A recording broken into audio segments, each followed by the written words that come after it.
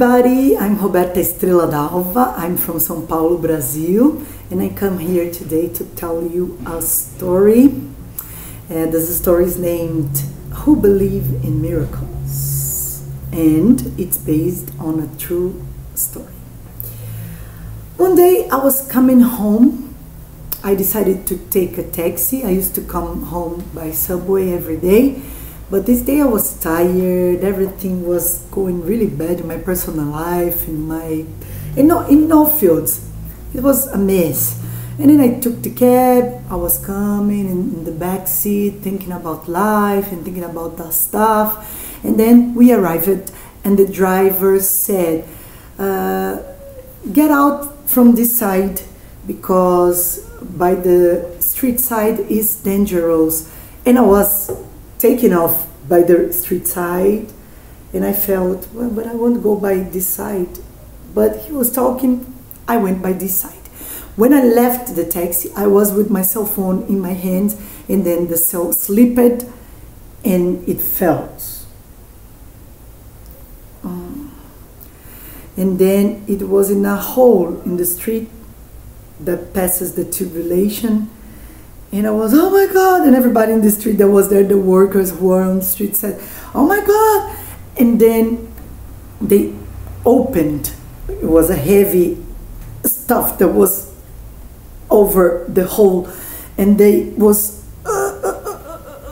holding it, and then took, when we look at inside, it was a hole that took all the way to the galleries. So my cell phone was, I don't know, under the street, in the gallery, in the river by this time. So it's not a big deal, it's just a cell phone, we know. But we all know what it means when you have all this, as I had, notes with no copy, ideas for music, because I used to record, photographs from my niece that I didn't have anywhere else. And then I was like this, everybody was like this, look at to me like feeling really sorry. The driver looked at me, and I was, and in the moment I wanted to ask for a miracle, you know, please God, somebody do something, I need my cell phone back, because I had some precious stuff inside of it that I didn't have copy. It was one thing I learned, always make copies. And then I was there, everything was missed, and I said, it won't worst to ask for a miracle because this situation is totally lost. And then I was walking to my house. My house was 2 houses from where we were parked with the taxi. And then in front of my house there is a man who lives there who is called Chico. And he make keys to open the house and go in when people are in urgency, can't open their houses. And then Chico, she has his small store there in front of my house. And then I was there almost crying like this, and Chico said, what is happening? I said, oh Chico, my cell phone just fell under the street, and I don't know, I had some photographs from my niece there, and I haven't this anywhere else, and that's it, I don't know. And he was said, no, don't be like this, everything is gonna pass. And then I entered my house, and I did nothing. I said, okay. I was so sad, not just because of it, but because of everything, that I said, okay, I lost the photographs, I lost the ideas for poems, I lost the ideas for music, I lost all my contacts, I don't have backup. Okay.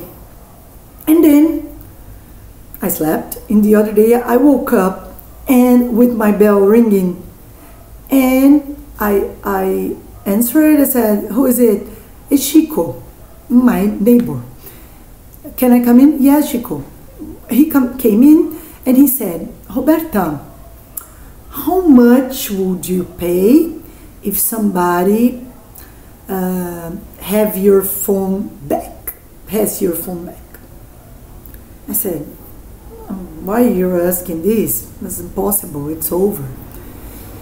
And if I say that your phone could be somewhere, Chico, come on, it's over, it's under the gallery in the middle of water. And then he did like this and he showed me my cell phone. And I was, Chico, but how come it's possible? I took in my hand and saw it was mine. It was a bit wet, but it was working. And I said, how is it possible? And he said, well, when I was a kid, I used to go under these galleries with my friends. And it's dangerous because if you have a rain, the gallery, the water comes and takes you to the river. And he told me that a boy was found dead because they was under there eating pizza, was smoking pot, I don't know. And then I said, but how you went there? And then he said, in the morning when nobody was in the street was calm, I convinced Ralph and the other guy to open the round circle that is in the middle of the street. We opened and I convinced them, because he's old already, he has a problem in his back, to go there inside and look, because I know these galleries well, and I convinced him. And then he made these two guys go under.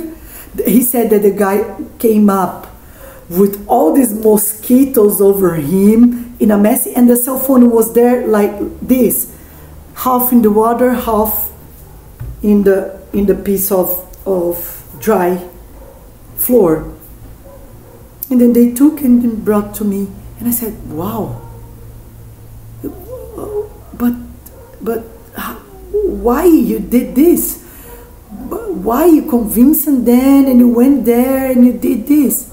And he said, yeah, because you came yesterday so sad, almost crying, and you said that you would lost the photographs of your niece, and that broke my heart. And I said, no, this can't be like this.